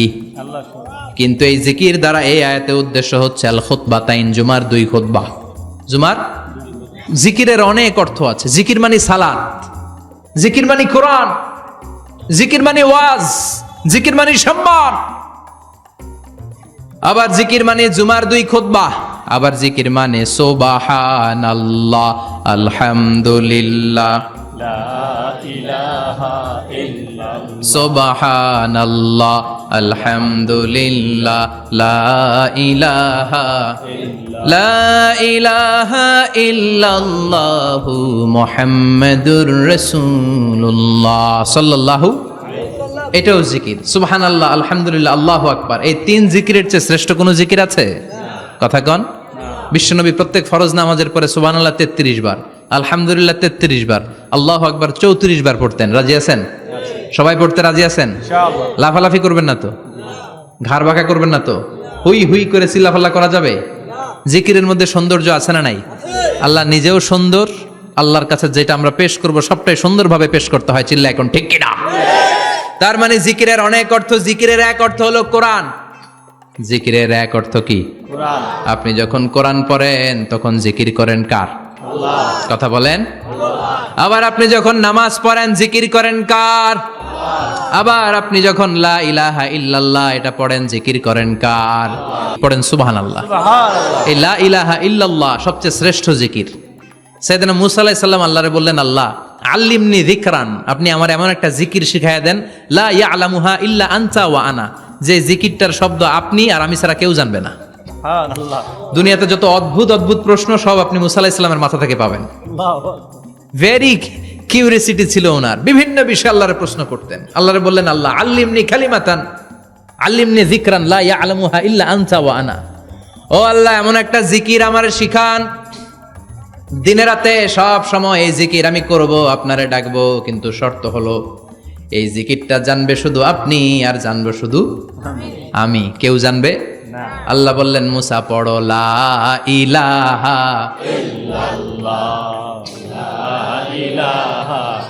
লা ইলাহা ইল্লাল্লাহু মুহাম্মাদুর রাসূলুল্লাহ সাল্লাল্লাহু। আল্লাহ বললেন, মুসা পড়ো লা ইলাহা ইল্লাল্লাহ। মুসা আলাইহিস সালাম কয়, মাবুদ এটা তো জাতীয় জিকির, সবাই জানে। জানে না? জানে না লা ইলাহা ইল্লাল্লাহ এমন কেউ আছে? কথা কন। জানেন না আপনারা? কথা বলেন, জানেন না? মুসা আলাইহিস সালাম বললেন, আল্লাহ এটা জাতীয় জিকির কইলেন কেন? আমি তো চাইছি এক্সট্রা অর্ডিনারি, অসাধারণ একটা জিকির, সুপার ক্যালিফ্রাজিলিস্টিক এক্সপিয়ালিডোসাস, এক্সেলেন্ট একটা জিকির, আনপ্যারালাল, কারো কাছে নাই, শুধু আমি জানবো আর আমি পড়বো। আল্লাহ বললেন, মুসা এই লা ইলাহাকে যদি এক পাল্লায় রেখে দাও, তামাম বিশ্ব, 7 আকাশ, 7 জমিনটারে তুলে যদি তুমি আরেক পাল্লায় রেখে দাও, লা রাজাহাত কাফাতু লা ইলাহা ইল্লাল্লাহ, মুহূর্তের মধ্যে লা ইলাহার পাল্লা ভারী হয়ে যাবে। ও মুসা, তুমি যতই এক্সক্লুসিভ জিকির চাও, লা ইলাহার চেয়ে দামি জিকির আমার কাছে নাই। চিৎকার করে পড়তে হবে আল্লাহু আকবার। তার মানে নামাজ ও জিকির, কোরআন ও জিকির, এই যে আমরা ওয়াজ করতেছি এটাও কি? কথা কন। বিশ্ব নবীর আল্লাহ বললেন, ও নবী ফাযাক্কির ইন্নামা আনতা, ও নবী আপনি জিকির করেন মানে ওয়াজ করেন। ইন্নামা আনতা মুযাক্কির, ও নবী আপনি ওয়াজ করে শোনান। লাস্তা আলাইহিম বিমুসাইতির, আপনারে দারোগা বানিয়ে পাঠাই নাই, আপনি শুধু ওয়াজ করেন। কার কথা? চিল্লায় বলেন কার কথা? আল্লাহর। কিন্তু এইখানে জিকির দ্বারা উদ্দেশ্য হচ্ছে জুমার খুতবা। ফাসআউ ইলা যিকরিল্লাহ, আল্লাহর জিকিরের দিকে ধাবিত হও। এই জিকির দ্বারা উদ্দেশ্য হলো জুমার খুতবা। তার মানে জুমার খুতবা যে খতিব সাহেবরা দেন, এখানে মসজিদের খতিব আছেন কারা কারা দেখি একটু হাত তোলেন তো। 1 2 3 4 5 6 7 গুণে শেষ করা যাবে না, অনেক খতিব। আল্লাহ এই খতিবদেরকে তুমি কবুল করো, আর জোরে পড়েন আমিন। এই যে যিকরুল্লাহ, ফাসআউ ইলা যিকরিল্লাহ দ্বারা আল্লাহ তাআলা জুমার খুতবাকে বুঝিয়েছেন। কি বুঝিয়েছেন? ফাসআউ ইলা যিকরিল্লাহ, আল্লাহর জিকিরের দিকে, আল্লাহর স্মরণের দিকে ধাবিত হও। এটা দ্বারা উদ্দেশ্য হচ্ছে জুমার খুতবা। আল্লাহ বুঝাতে চাইলেন জুমার খুতবা যাতে মিস হয়ে না যায়, এজন্য জুমার খুতবারে যেন তেন মনে করবেন না, এটা ওয়াজিব। জুমার নামাজ যেমনি ওয়াজিব, জুমার খুতবা দেওয়াও, কথা বলেন, জুমার খুতবা ওয়াজিব, শোনা ওয়াজিব, খুতবা দেওয়া ওয়াজিব। এই জন্য রব্বুল আলামিন জোহরের নামাজকে ফরজ করে দিয়েছেন 4 রাকাত। যেহেতু জোহরের নামাজের আগে পরে কোনো খুতবা নাই, জুমার দিন খুতবা আছে, তাই জুমার দিন 4 রাকাত থেকে কমিয়ে তিনি 2 রাকাত করে দিয়েছেন। কি ব্যালেন্সড ইসলাম, কি ভারসাম্যপূর্ণ আমাদের জীবন বিধান। প্রতিদিন জোহরের সময় ফরজ কয় রাকাত, কিন্তু জুমার দিন ফরজ কয় রাকাত, 2 রাকাত কমাইলো কেন? খুতবা, সুবহানাল্লাহ কইবেন না? এজন্য জুমার খুতবাটা খতিব সাহেব যারা আছেন খুবই জরুরি। এটাকে খুব কনস্ট্রাকটিভ মুডে সমাজে তুলে ধরতে হবে, মানুষকে এডুকেট করতে হবে, ইনস্ট্রাক্ট করতে হবে। আপনাদের অনেক দায়িত্ব, you have huge responsibilities in your shoulder. আপনাদের অনেক দায়িত্ব। খতিব যারা, এটা ছোটখাটো কোনো রেসপন্সিবিলিটি নয়, এটা অনেক বড় দায়িত্ব। এজন্য জুমার দিন মানুষকে আপনার শিক্ষিত করতে হবে।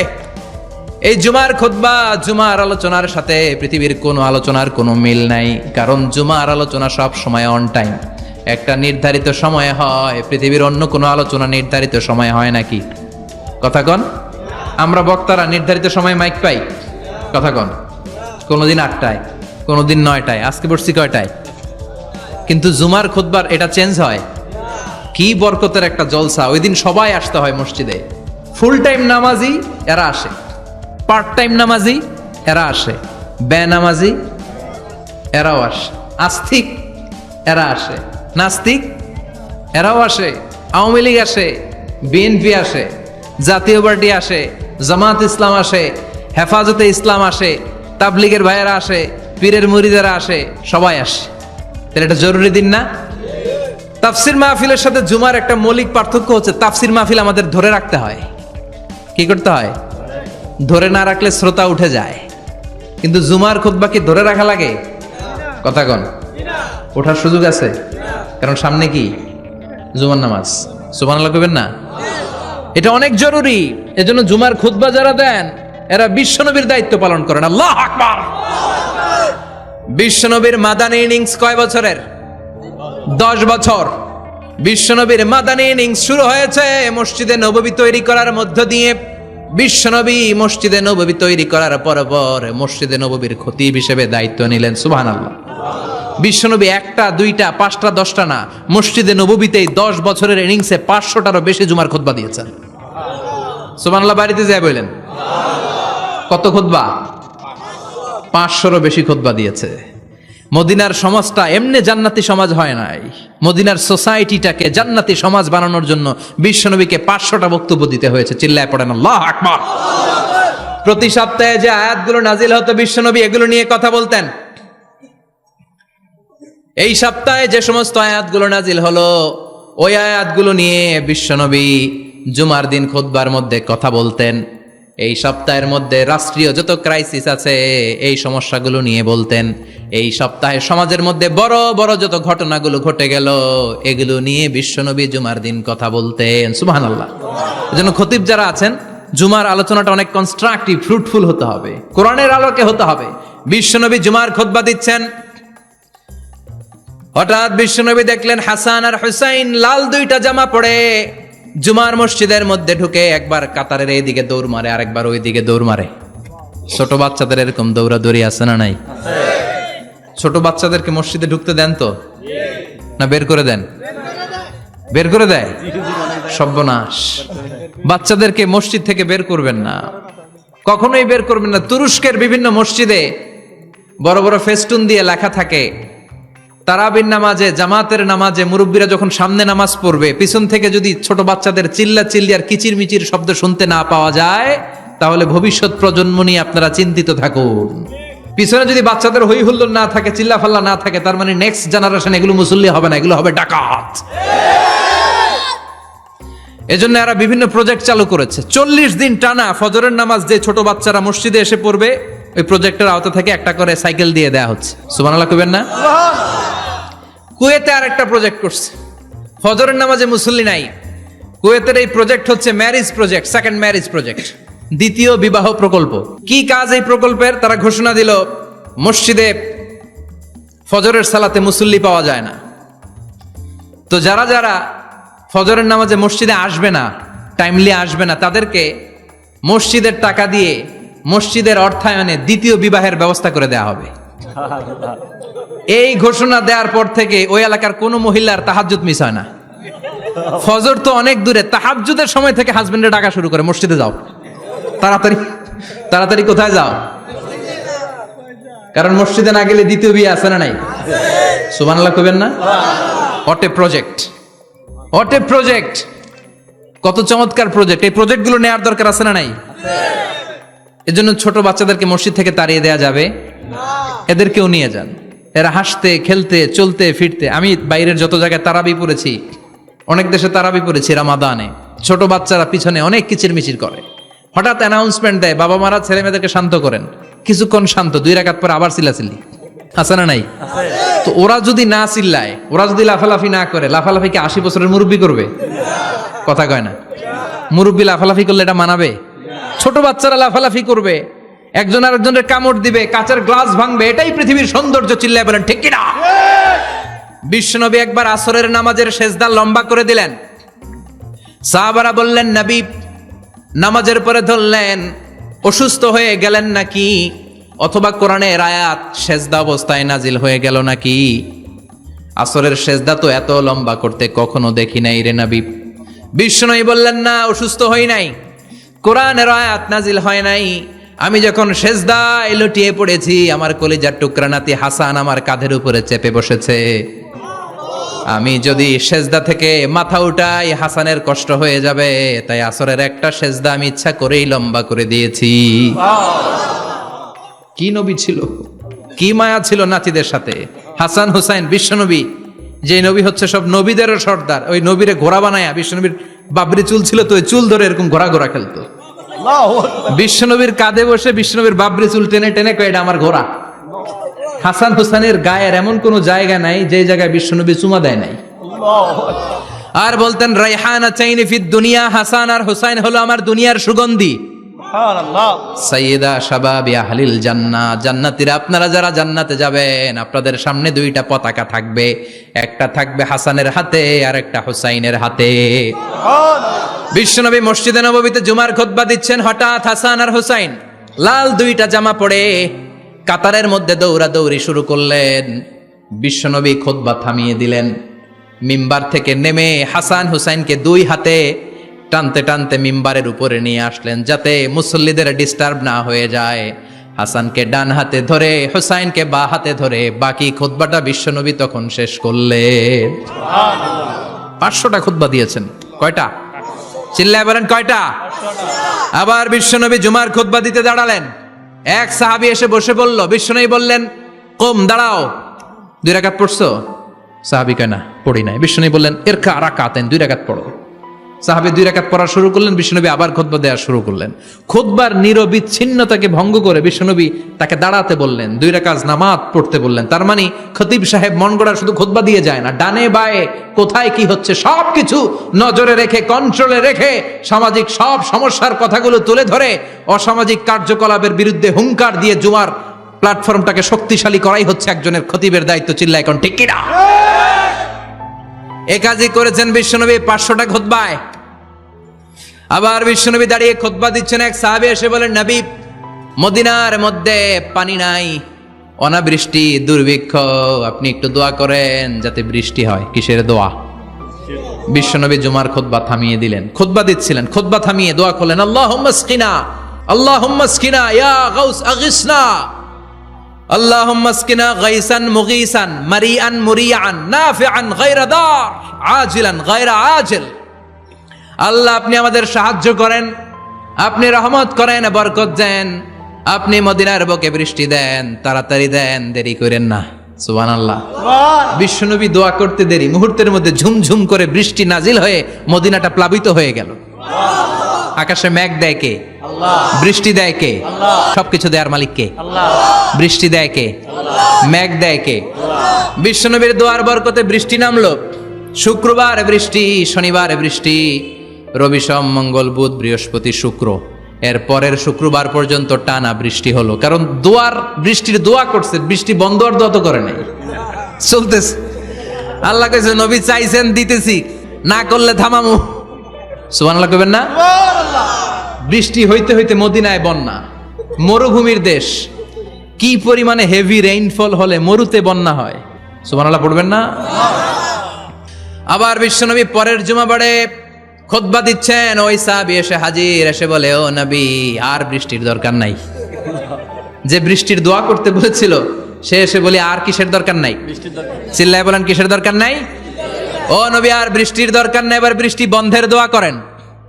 বিশ্বনবী আবার হাত তুলে বললেন, আল্লাহুম্মা হাওয়ালাইনা ওয়ালা আলাইনা, মানে আল্লাহ আপনি বৃষ্টি দেন, তবে এই এলাকায় না, ডানে বায়ে সামনে পেছনে চারদিকে দেন। সাহাবীরা মসজিদ থেকে বের হয়ে দেখে মদিনার চারদিকে এরকম গোল একটা চাকতি, এই চাকতি দিয়ে নীল আকাশ দেখা যায়, আর ডানে বায়ে সামনে পেছনে প্রচন্ড ঝড় ঝন্ডার বৃষ্টি। মদিনার আকাশে এক ফোঁটাও বৃষ্টি নাই। চিল্লা এখন সুবহানাল্লাহ। এগুলো হচ্ছে বিশ্বনবীর খুতবার বরকত। 500টা খুতবা দিয়েছেন, এজন্য খতিব সাহেবরা ভালো করে খুতবা দেওয়ার দরকার আছে না নাই? আল্লাহ বললেন, ইযা নুদিয়া লিস-সালাতি মিন ইয়াউমিল জুমআতি ফাসআউ ইলা যিকিরিল্লাহি ওয়া যারুল বাই। জুমার আযান যখন হয়ে যায়, জুমার নামাজ পড়তে যাও, বেচা কেনা বন্ধ করে দাও। কার কথা? আল্লাহর। Close the shop, shut down the shop, close the market. Market বন্ধ, দোকানের শাটার নামাও, ক্যাশ বক্সে তালা ঝুলাও, ব্যবসা প্রতিষ্ঠান মার্কেট সবগুলো বন্ধ করে একজনের জিকিরের দিকে ছোটবা। তিনি কে? অল্প 1-1.5 ঘন্টার জন্য যদি ব্যবসা বন্ধ রাখেন, পরে যখন আবার দোকান খুলবেন জুমার বরকতে ব্যবসা বাড়িয়ে দিতে পারে কে? এরপর আল্লাহ বললেন, ফাইদা কুদিয়াতিস সালাতু ফান্তাশিরু ফিল আরদি ওয়াবতাগু মিন ফাদলিল্লাহ ওয়াযকুরুল্লাহা কাসীরান লাআল্লাকুম তুফলিহুন। যখন নামাজ শেষ হয়ে যায়, ফাইদা কুদিয়াতিস সালাতু ফান্তাশিরু ফিল আরদ, জুমার নামাজ যখন শেষ হয়ে যায়, জামাতের নামাজগুলো যখন শেষ হয়ে যায়, ফান্তাশিরু ফিল আরদ, জমিনে ছড়িয়ে যাও, ওয়াবতাগু মিন ফাদলিল্লাহ, আল্লাহর কাছ থেকে ফদল তালাশ করো, মানে রিজিক তালাশ করো। কার কথা? নামাজ শেষ মসজিদে থাকবেন? কই যাবেন? কথা কন, জোরে কন। নামাজের সময় ঢুকবেন কই? নামাজ শেষে যাইবেন কই? আবার বলেন, আজান হলে ঢুকবেন কই? আজান শেষ, নামাজ শেষ, যাবেন কই? কুদিয়াতিস সালাহ ফান্তাশিরু ফিল আরদ, এটা হচ্ছে ইসলামের বিধান। মসজিদে গোল হয়ে বসে থাকার কোনো বিধান নাই। শুধু মুরব্বী যারা, কাজ নাই, ফ্যামিলিরে দেওয়ার কিছু নাই, অবসর সময় অঢেল সময় মসজিদে বসে তেলাওয়াত করেন, জিকির করেন, সমস্যা নাই। কিন্তু যুবক যারা, নামাজের পরে সমাজকে উপহার দিবা, রাষ্ট্রকে অনেক কিছু উপহার দেওয়ার আছে, তোমার ফ্যামিলির প্রতি অনেক দায়িত্ব আছে, কর্মক্ষম কেউ নামাজের পরে মসজিদে অলস সময় কাটানো যাবে না। বিধানটা কার? ওমর ফারুক মসজিদে নববীর ইমাম, জোহরের নামাজের ইমামতি করলেন, বের হয়ে আসলেন, দেখেন মসজিদের বারান্দায় ইয়ামান থেকে আসা কিছু লোক গোল হয়ে বসে বসে জিকির করে। কি করে? মনোযোগ নাই। কি করে? জিকির করে। উনি চলে গেলেন, আসরের সময় আবার ইমামতিতে আসলেন, আসরের সালাত পড়িয়ে চলে যাচ্ছেন, আবার দেখে গোল হয়ে জিকির করে ওই দল। মাগরিবের নামাজে ইমামতি করলেন, চলে যাওয়ার সময় দেখে সবাই যায়, এরা যায় না, গোল হয়ে বসে বসে জিকির করে আর তাসবিহ পড়ে। এবার ওমর ফারুক বললেন, আসসালামু আলাইকুম। সবাই বলে, ওয়ালাইকুম আসসালাম। মান আনতুম, তোমরা কারা? কয়, নাহনু আল মুতাওয়াক্কিলুনা আলাল্লাহ, আমরা আল্লাহর উপর তাওয়াক্কুল করছি। তো তাওয়াক্কুল করে যে বসে আছো, তোমাদের ফ্যামিলি নাই, ছেলে মেয়ে নাই, দায় দায়িত্ব নাই, সমাজকে উপহার দেওয়ার মতো কিছু নাই, আর তোমরা যে বসে আছো 3টা বেলা, খাইলা কোত্থেকে? না রোজাদার। ইয়ামানি লোকগুলো বলে, না রোজা রাখি নাই, খাইছি। ওমর বলল, বড় আল্লাহর ওলি খানা করতে আইছে? আমাদের জিকির আর বুজুর্গি দেখে আশেপাশের লোকজন খানা দিয়া গেছে। ওমরে ফারুক বলে, তাইলে তো তোমরা মিথ্যাবাদী, তোমরা মুতাওয়াক্কিলুনা আলাল্লাহ নও, তোমরা আল্লাহর উপর তাওয়াক্কুল করনি, তোমরা হচ্ছে আল মুতাওয়াক্কিলুনা বা'দুকুম বা'দা, একে অপরের উপর নির্ভরশীল। যারা খানা দিয়ে যায় এদের উপর তোমরা নির্ভরশীল। তোমরা জিকির করার তাকায় থাকো, বাটি আসে কোন দিক দিয়া, খাবারের প্লেট আসে কোন দিক দিয়া, জোরে কোন ঠিক কিনা? আল্লাহর উপর তাওয়াক্কুল এটা নয়। আনতুমুল মুতাওয়াক্কিলুন বা'দুকুম বা'দা, এখনই মসজিদ থেকে বের হয়ে যাও। এরপরে কোনোদিন নামাজের পর গোল হয়ে বসে থাকতে দেখলে পিটায়া মসজিদ থেকে তাড়াবো। এটা হচ্ছে ইসলামের বিধান। চিল্লা এখন ঠিক কিনা? ফান্তাশিরু ফিল আরদ, নামাজের পরে কৃষক চলে যাবে মাঠে, ব্যবসায়ী চলে যাবে শপিং মলে, মেম্বার অব দ্য পার্লামেন্ট চলে যাবে সংসদে, সেনা সদস্যরা ঢুকে যাবে ক্যান্টনমেন্টে। চিল্লা এখন ঠিক কিনা? যার যেখানে দায়িত্ব পালন করার জন্য ছোট, মসজিদে বসে থাকা যাবে? কোন যুবক মানুষ, কর্মক্ষম মানুষ নামাজের পরে মসজিদে বসে বসে জিকির করা যাবে? নামাজে তো সবচেয়ে বড় জিকির, কামাই করা লাগবে না? মেয়ে কোথায় গেল, ছেলে কোথায় গেল, ফ্যামিলির খোঁজ খবর নেওয়ার দরকার আছে না নাই? চিল্লায় বলেন আছে না নাই?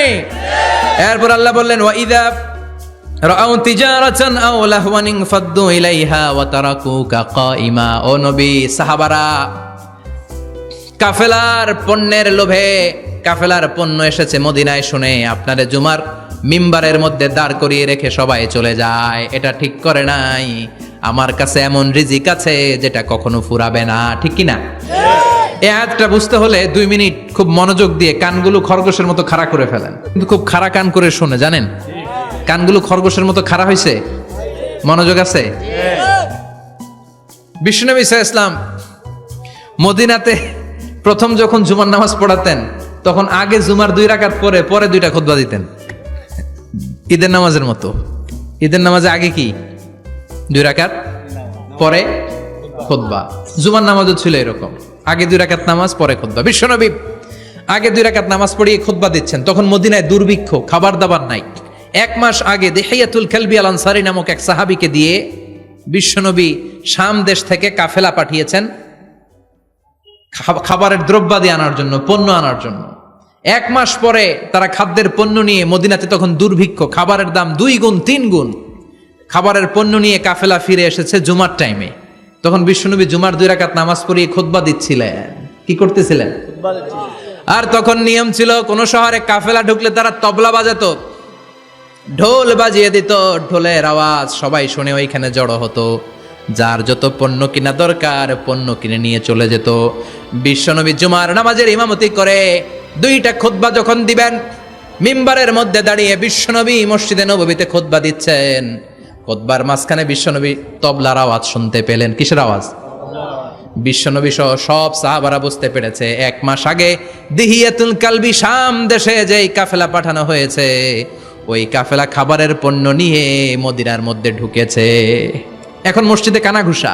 কিছু সাহাবী বলে, না না, বিশ্বনবীর খুতবা রেখে যাওয়া যাবে না। অনেকে বলে, আমরা না গেলে মুনাফিকেরা সব পণ্য কিনে ফেলবে, আমরা খাবো কি? কেউ কয় বসে থাকি, কেউ কয় ল যাই। 2-4 জন ওঠা শুরু, সাথে সাথে ওনাদের পিছনে পিছনে বাকি সাহাবীরাও ওঠা শুরু। যেতে যেতে পেছন থেকে 1 কাতার, 2 কাতার, 3 কাতার, পুরো মসজিদে নববী খালি, মাত্র 12 জন সাহাবা ছাড়া। কয়জন? কথা কন। 12 জন। মাত্র 12 জন সাহাবা বিশ্বনবীর সামনে বসে আছেন। 4 খলিফা, জাবির ইবনে আব্দুল্লাহ, এরকম 12 জন সাহাবা বসে আছেন। সব সাহাবারা পণ্য কেনার জন্য চলে গেল। সাহাবারা ভাবলো নামাজ আসল, নামাজ তো পড়েই ফেলছি, এখন খুতবা সমস্যা নাই। কিন্তু আল্লাহ এটা সহ্য করলেন না।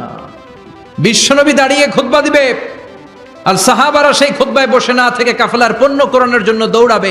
এটা সাহাবাদের জন্য শোভনীয় নয়। চিল্লা এখন ঠিক কিনা? এজন্য সাহাবাদেরকে ধমক দিয়ে, আমাদের চোখে আঙ্গুল দিয়ে আল্লাহ আয়াত নাজিল করলেন, ওয়া ইযা রাআউ তিজারাতান লাহওয়ানি আও লাহওয়ানিন ফাদ্দু ইলাইহা ওয়া তারাকুকা কাইমা। ও নবী, আপনার সাহাবারা দুনিয়ার পণ্য সামগ্রী দেখে আপনাকে জুমার মিম্বারের মধ্যে দাঁড়িয়ে রেখে তারা চলে যায়। কুল মা ইনদাল্লাহি খায়রুম মিনাল লাহবি ওয়া মিনাত তিজারা। ও নবী, আপনি বলে দেন, আমার কাছে এত বিশাল ধনভাণ্ডার আছে, সবার যত চাহিদা, যত কামনা আছে সব যদি দিয়ে দেয়, আমার ধনভাণ্ডারের 1 ইঞ্চিও কমবে না। সবচেয়ে বড় রিজিকদাতা কে? আল্লাহ। চিল্লায় বলেন কে? আল্লাহ। কেউ যেটা পারে না পারে কে? আল্লাহ। কেউ যেটা দেয় না দেয় কে? আল্লাহ। জুমার নামাজে আগে আগে যেতে রাজি আছেন? সময় মতো জুমার খুতবা শুনতে রাজি আছেন তো? খতিব সাহেবরা ঠিকঠাক মতো জুমার খুতবা দিবেন তো? জুমার দিনের কিছু সুন্নাত আছে, শুনবেন না দোয়া করে ফেলবো? এই সুন্নাতগুলো শুনে আমরা বিদায় নিব, চিল্লায় পড়েন ইনশাআল্লাহ। জুমার দিনের প্রথম সুন্নত হচ্ছে জুমার দিনের ফজরের নামাজটা জামাতে পড়া। সবাই কয় খাইছে, হুজুরে ধরছে জায়গা মতো, আসল জায়গায়। ফজরের নামাজে ভেজাল আছে না নাই? জুমার নামাজের প্রথম সুন্নত হচ্ছে ফজরের নামাজটা কি পড়া? জামাতে। আফদালুস সালাওয়াত ইনদাল্লাহি সালাতুল ফাজরি ফি ইয়াউমিল জুমআতি ফি জামাআহ। বিশ্বনবী বললেন জুমার নামাজের 15টা সুন্নত মুখস্থ রাখতে হবে। 1 নাম্বার সুন্নত ফজরের সালাত জামাতে পড়তে হবে। 2 নামাজ মুনাফিকদের কাছে সবচেয়ে কঠিন, একটা হচ্ছে ফজরের নামাজ আর একটা এশার নামাজ। এক আলেমকে জিজ্ঞেস করা হলো ফজরের বাতাসটা এত ঠান্ডা আর স্নিগ্ধ কেন? আলেম উত্তর দিয়েছিল কারণ ফজরের বাতাসে মুনাফিকদের নাকের দুর্গন্ধ মিশে না। ফজরের বাতাসটা স্নিগ্ধ, ফজরের সময় আল্লাহওয়ালাদের আনাগোনা, মুসল্লিদের আনাগোনা, ইসলামের পক্ষের শক্তির আনাগোনা। চিল্লায় বলেন ঠিক কিনা? মসজিদে নববীতে জুমার নামাজের দৃশ্য আর ফজরের নামাজের দৃশ্য ছিল এক। বাংলাদেশে ফজরের নামাজের দৃশ্য আর জুমার নামাজের দৃশ্য এক নাকি? ফজরের নামাজের সময় মুসল্লি নাই, এক কাতারও হয় না, আর জুমার নামাজে পাক্কা মুসল্লি দেরি করে গেলে বারান্দায়ও জায়গা পায় না। কথা কন? তাহলে ফজরের নামাজটা আমরা জামাতে পড়বো ইনশাআল্লাহ। এত আসতে আরো জোরে পড়েন ইনশাআল্লাহ। মনে থাকবে? ইমাম সাহেব কে মসজিদের? ইমাম কই? আবে সাহেব কই? কালকে দেখবেন যে কি অবস্থা হয় ফজরের সময়। জুমার নামাজের মতো ভিড় হবে, আসা যাবে না। কথা কয় না? 2 নাম্বার সুন্নাহ হচ্ছে আসিওয়াক, মেসওয়াক করা। মাথরাতুন লিল ফাম মারদাতুন লির রব। মেসওয়াক করলে দাঁত পরিষ্কার থাকে, আল্লাহ খুশি হয়ে যায়। বিশ্বনবী বলেছেন যদি আমার উম্মতের জন্য কষ্ট না হতো প্রত্যেক নামাজের আগে মেসওয়াক করা আমি ফরজ করে দিতাম। মেসওয়াক ছিল বিশ্বনবীর জীবনের শেষ আমল। এই মেসওয়াক করে বিশ্বনবী শেষ নিঃশ্বাস ত্যাগ করেছেন। আপনার নবী, আমার নবী, ওনার জীবনের সর্বশেষ আমল ছিল কি? সুবহানাল্লাহ কইবেন না? বিশ্বনবী জাইতুনের ডাল দিয়ে মেসওয়াক করতেন। বিশ্বনবী বলতেন নি'মা সিওয়াকিয়া জাইতুন ফাইন্নাহু সিওয়াকি ওয়া সিওয়াকুল আম্বিয়া মিন ক্বাবলি। জাইতুনের ডালের মেসওয়াক কতই না ভালো, কারণ এটা দিয়ে আমিও মেসওয়াক করি, আমার আগে সব নবীরাই জাইতুনের ডাল দিয়ে মেসওয়াক করেছে। সুবহানাল্লাহ। 3 নাম্বার হচ্ছে দুহুন, তেল মালিশ করবেন। বিশ্বনবী জাইতুনের তেল দাড়িতে, চুলে আর গায়ে দিতেন। বিশ্বনবী বলতেন ওয়াদ্দাহিনু ফাইন্না ফিত তাদহিনে বারাকাত। তেল খাও, তেল দাও, তেল মালিশ করো, তেলের ভেতরে আল্লাহ বরকত ঢুকাইয়া দিছে। তেল দিবেন তো? 4 নম্বরে আত্তিব, জুমার দিনে সুগন্ধি লাগিয়ে যাওয়া সুন্নাত। লাগাবেন? লাগাতে রাজি আছেন? বিশ্বনবী বলতেন এই দুনিয়ার 3টা জিনিস আমার কাছে সবচাইতে প্রিয়। হুব্বিবা ইলাইয়া মিন দুনিয়াকুম সালাস। 1 হচ্ছে আন-নিসা, নারীদেরকে আমি পছন্দ করি। 2 হচ্ছে আত্তিব, সুগন্ধি লাগাতে আমি পছন্দ করি। বিশ্বনবীরে কেউ সুগন্ধি হাদিয়া দিছে, বিশ্বনবী নেয় নাই, এরকম কোনো ঘটনা ঘটে নাই। আল্লাহু আকবার। 3 নম্বরে কুররাতু আইনি ফিস সালাহ। নামাজের মধ্যে যখন আমি দাঁড়িয়ে যাই আমার চক্ষুটারে ঠান্ডা করে দেয় কে? আবার বিশ্বনবী বলতেন আরবাউন মিন সুনানিল মুরসালিন। 4টা সুন্নাত সব নবীদের সুন্নাত। 1 নম্বরে আল হায়া মানে লজ্জা। আরেক বর্ণনা এসেছে আল খিতান মানে সুন্নাতে খাতনা, এটা সব নবীদের ছিল। আর সেওয়াক, সব নবীরা মেসওয়াক করেছেন। আত্তিব, সব নবীরা আতর লাগিয়েছেন। আর নিকাহ, সব নবীরা বিয়েও করেছেন। চিল্লায় পড়েন আল্লাহু আকবার। 5 নম্বর সুন্নাহ হলো আল লিবাস আহসানা সিয়াব, সুন্দর জামা পরা। নট নেসেসারি যে নতুন জামা হতে হবে, পুরাতন জামাও ধুয়ে আয়রন করে পরলে একটা সৌন্দর্য আছে না নাই? ইন্নাল্লাহা জামিল ওয়া ইউহিব্বুল জামাল। আল্লাহ নিজে সুন্দর, সৌন্দর্যকে আল্লাহ পছন্দ করেন। পৃথিবীতে সবচেয়ে সুন্দর কে? ইন্নাল্লাহা ইউহিব্বু আইয়ারা আসারা নি'মাতিহি আলা আবদিহি। আল্লাহ তার বান্দার উপর তার নেয়ামতের ছিটেফোঁটা দেখতে চান। আপনি যদি ধনী হন, দামি জামা পরবেন, সুন্দর জামা পরবেন। অনেকে আছে অনেক ধনী, কিপটুসের মতো সিরা জামা পরে, আছে না নাই? আপনি ধনী মানুষ, আপনি সিরা জামা পরছেন কেন? আপনার যে সম্পদ আছে এটার বহিঃপ্রকাশ আল্লাহ দেখতে পছন্দ করে। আপনাকে যে আল্লাহ কি নাজ নেয়ামত দিয়েছে, অহংকার ছাড়া স্বাভাবিক বহিঃপ্রকাশটা আল্লাহ দেখতে পছন্দ করে। কোন সুবহানাল্লাহ। এরপরে 6 নাম্বার হলো ইকসারুস সালাহ আলান নবী, বিশ্বনবীর উপর বেশি বেশি দুরূদ পড়া। বিশ্বনবী বলতেন জুমার দিন শ্রেষ্ঠ দিন, এই দিন আমার উপরে বেশি বেশি দুরূদ পড়ো। ফাইন্না সালাতাকুম মা'রুদাতুন আলাইয়া, কেননা তোমরা যে আমার উপরে দুরূদ পড়ো, আমি মরে যাওয়ার পরে এই দুরূদগুলো কে পাঠিয়েছে তার নাম, তার বাবার নাম সহ ফেরেশতারা আমার কবরে দিয়ে আসে। সাহাবারা বললেন ইয়া রাসূলুল্লাহ কাইফা সালাতুনা মা'রুদাতুন আলাইক, আপনি মরে যাওয়ার পরে আমাদের দুরূদ কেমন করে আপনি দেখবেন? ওয়াকাদ আরিমতা, আপনি তো পচে গলে মাটির সাথে মিশে যাবেন। বিশ্বনবী বলেন ইন্নাল্লাহা হাররামা আলাল আরদি আন তাকুলা আজসাদাল আম্বিয়া, নবীদের লাশকে খেয়ে ফেলা, নবীদের লাশকে পচিয়ে ফেলা জমিনের সব মাটির জন্য আল্লাহ হারাম করে দিয়েছে। নবীদের লাশ পচে না, নবীদের লাশ গলে না। যারাই বিশ্বনবীর উপর দুরূদ পড়বেন, আপনার নাম সহ, আপনার বাবার নাম সহ, মালাইকাতু সাইয়াহিন, একদল ফেরেশতা আছে শুধু রাউন্ড দেয় গোটা ওয়ার্ল্ডে। কারা বিশ্বনবীর উপর দুরূদ পড়েছে, এই দুরূদ নিয়ে, এই নাম নিয়ে বিশ্বনবীর কবরে তারা পৌঁছে দেয়। চিল্লায় পড়েন আল্লাহু আকবার। এরপরে বিশ্বনবী বলতেন জুমার দিনে সূরাতুল কাহাফ পড়বা, কাহাফ পড়া সুন্নাহ। সূরাতুল কাহাফ পড়তে রাজি আছেন? রাজি আছেন তো? 18 নম্বর সূরা, কোরআনের একেবারে মাঝখানের সূরা। আলহামদুলিল্লাহিল্লাযী আনজালা আলা আবদিহিল কিতাবা ওয়া লাম ইয়াজআল লাহু ইওয়াজা, এই আয়াত দিয়ে শুরু হয়েছে, শেষ করা হয়েছে ফামান কানা ইয়ারজু লিকা রাব্বিহি ফালইআমাল আমালান সালিহা ওয়া লা ইউশরিক বিইবাদাতি রাব্বিহি। আর মাঝখানে আছে ওয়ালিয়াতালাত্তাফ। হাফেজ সাহেবরা উত্তর দাও, মাঝখানে আছে কি? কথা কন। ওয়ালিয়াতালাত্তাফ একটা শব্দ আছে সূরা কাহাফের মাঝখানে। কোরআনের সব জায়গায় এক ফন্টে আয়াতগুলো লেখা, কিন্তু ওয়ালিয়াতালাত্তাফ মোটা করে লেখা আছে না? ডবল ফন্টে লেখা, মোটা, কারণ এটা কোরআনের একেবারে মাঝখানে অবস্থিত এই শব্দটা ওয়ালিয়াতালাত্তাফ। এর আগে যত শব্দ, এর পরে তত শব্দ, এর আগে যত কোরআনের অক্ষর, এর পরে তত অক্ষর। সুবহানাল্লাহ বাড়িতে গিয়া বিশ্বনবী বললেন সূরাতুল কাহাফ যে তেলাওয়াত করবে ইয়াকুনু লাহু নূর, এই সূরাতুল কাহাফ কিয়ামতের দিন তার সামনে বিশাল একটা আলো হয়ে আসবে। এই আলো দিয়ে পুলসিরাত পার হয়ে ওই বান্দা জান্নাতের ভেতরে ঢুকে যাবে। আবার বিশ্বনবী বলেন যারা সূরাতুল কাহাফের প্রথম 10 আয়াত তেলাওয়াত করবে জুমার দিন, শেষের 10 আয়াত যারা জুমার দিন তেলাওয়াত করবে, দাজ্জালের ফিতনা থেকে তাদেরকে মুক্ত রাখবে কে? সুবহানাল্লাহ পড়বেন না? সূরাতুল কাহাফ দিয়ে সকাল শুরু করতে রাজি আছেন? সবাই রাজি? এরপর আত-তাবকির ইলাল মসজিদ, মসজিদে আগে আগে যাওয়া সুন্নাত। আগে যিনি যাবে উনি কি পাবে? তারপরে গরু, তারপরে বকরি, তারপরে মুরগি, মুরগির পরে ডিম না আন্ডা? আন্ডা। আল মাশিউ আলাল ইকদাম, বিশ্বনবী বললেন হেঁটে হেঁটে জুমার নামাজে যাওয়া সুন্নাহ। রিকশা, হুন্ডা, সাইকেল, সিএনজি দিয়ে গেলেও হবে, কিন্তু হেঁটে হেঁটে গেলে সওয়াব বেশি না কম? প্রতি কদমে কদমে আমলনামায় সওয়াব দিয়ে দিবে কে? এরপরে বিশ্বনবী বললেন আদামু তাখাত্তি রিকাবান নাস, মানুষের ঘাড় ডিঙ্গিয়ে সামনে না যাওয়া সুন্নাহ। অনেকে জুমার দিন আসে সবার শেষে বসতে চায় সামনে, এরকম ডাকাইত আছে না নাই? বিশ্বনবী জুমার খুতবা দিচ্ছেন, হঠাৎ এক সাহাবী সব সাহাবীর ঘাড় ডিঙ্গিয়ে ডিঙ্গিয়ে সামনে আসতেছে বুলেটের মতো। বিশ্বনবী বললেন থামো, এজেলেস বসো মিয়া, ফাকাদ আযাইতা ওয়া আনাইতা, আসছো দেরি করে আবার মুসল্লিদেরকেও কষ্ট দিচ্ছ। যেখানে জায়গা পাবেন ওইখানে বসবেন, মানুষের ঘাড় ডিঙ্গিয়ে সামনের কাতারে যাওয়া এটা ঠিক না। এজন্য জুমার দিন আগে আগে আসার চেষ্টা করবেন। রাজি আছেন তো? এরপরে বিশ্বনবী বললেন দুখুলুল মসজিদে রাকাতাইন, জুমার নামাজের দিন মসজিদে ঢোকার পরে 2 রাকাত পড়া সুন্নাত। কয় রাকাত? রাজি আছেন?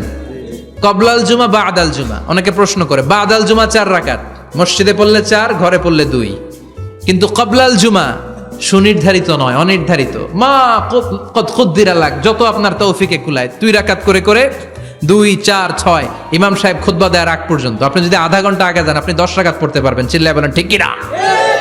এরপরে বিশ্বনবী বলেন ইনসাত, চুপ থেকে খুতবা শুনবা। জুমার খুতবার সময় কথা বলা যাবে নাকি?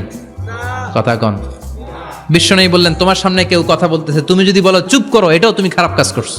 চুপ করো তোমার কইতে কইছে কি? চুপ করো বলে তুমি আরেকটা বেজাল লাগাইছো। চিল্লায় বলেন ঠিক কিনা? তাহলে জুমার নামাজে কথা বলা যাবে না, কেউ কথা বললে চুপ করো এই কথাটাও বলতে বিশ্বনবী নিষেধ করেছেন। চিল্লায় বলেন ঠিক কিনা? এরপরে মজার একটা কথা বিশ্বনবী বলেছেন, জুমার নামাজ পড়তে যেয়ে যদি কারো ঘুম আসে জায়গা চেঞ্জ করে বসো। জুমার নামাজ পড়তে যেয়ে ঘুমান না, এরকম কে কে আছেন আল্লাহর ওলি? হাত তোলেন। হাত তুলতে পারবেন? আমিও তুলতে পারবো না, আমি কত ঘুমাইছি। জুমার খুতবা শুনতে গেলে ঘুমাস, কারণ রহমত নাজিল করে কে? পুরো মসজিদের ডানে বায়ে রহমতে ঠাসা, খালি ঘুম আর ঘুম। আছে না নাই? ঘুম আসলে কি করবেন? উঠে যাবেন, উঠে জায়গা চেঞ্জ করবেন, পানির ঝাপটা দিবেন, ঘুম দূর করে দিবে কে? এরপরে বিশ্বনবী বললেন জুমার দিন দোয়া করলে কবুল হয়। এমন একটা সময় আছে জুমার দিনে, ওই সময়ে যদি বান্দা আল্লাহর কাছে কিছু চায়, সেটা না দিয়ে খালি হাতে আল্লাহ বান্দারে ফিরায়া দেয় না। সেটা কখন? অনেক ইখতিলাফ আছে, বেশিরভাগ মুহাদ্দিসিন বলেছেন জুমার দিন আসরের নামাজের পর থেকে মাগরিবের আগ পর্যন্ত, বিশেষ করে মাগরিবের আগের আধা ঘন্টা, এই সময় আল্লাহর কাছে বান্দা যদি কিছু চায়, এই দোয়া আল্লাহ ফিরিয়ে দেয় না। এই 15টা সুন্নাত আমল করা যাবে তো? সবাই রাজি? জুমার খুতবা মনোযোগ দিয়ে শুনবো তো? আগে আগে আসবো তো? দোকানপাট বন্ধ করে জুমার নামাজের ভাবমূর্তি রক্ষা করবো তো? খতিব সাহেব যারা আছেন, জুমার আলোচনাটাকে আরো কনস্ট্রাকটিভ ওয়েতে নেন। সব বন্ধ হবে, জুমা বন্ধ হবে। তাফসির মাহফিলে 144 ধারা আছে না নাই? জুমার মাহফিলে আছে। জুমার দিন 144 জারি করছে ওই মসজিদের জুমায়, কোনদিন শুনছেন?